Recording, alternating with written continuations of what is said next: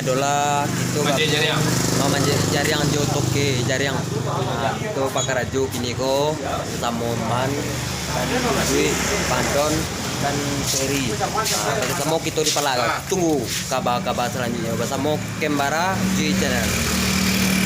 Kasana itu kamambiak jariang karena rampara bagabong sama toke jariang.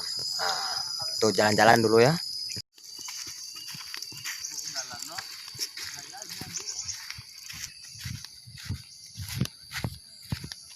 Ikulah batang jariang yang akan kita panjek dan kita pilih bersama-sama. Jadi orang toke ala siap untuk memanjek bersama jo anggota.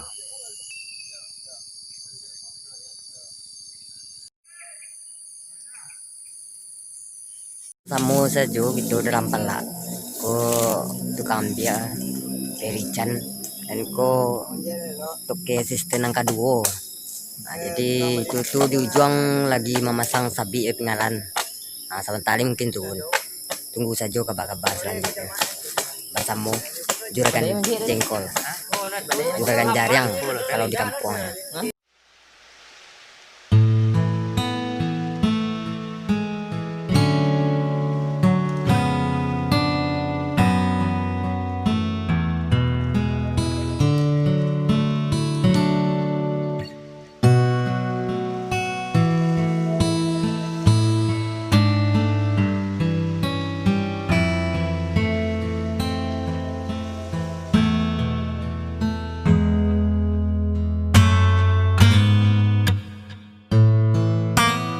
Koko adalah tuasahan untuk masa sabi nan maja untuk ama ko jariang kalau nak jatuh jariang ko di beda aja di gigi beda lah tuasahan untuk masa sabi.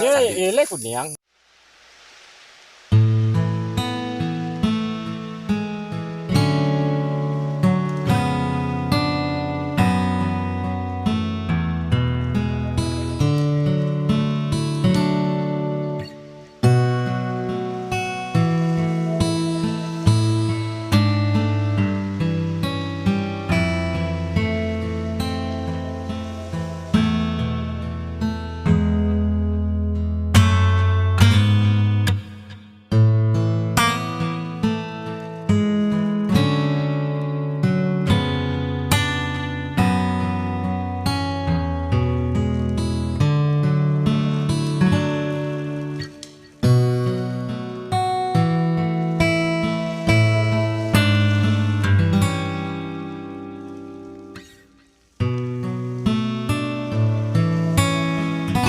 Tuh makan-makan bahasa samo di dalam para.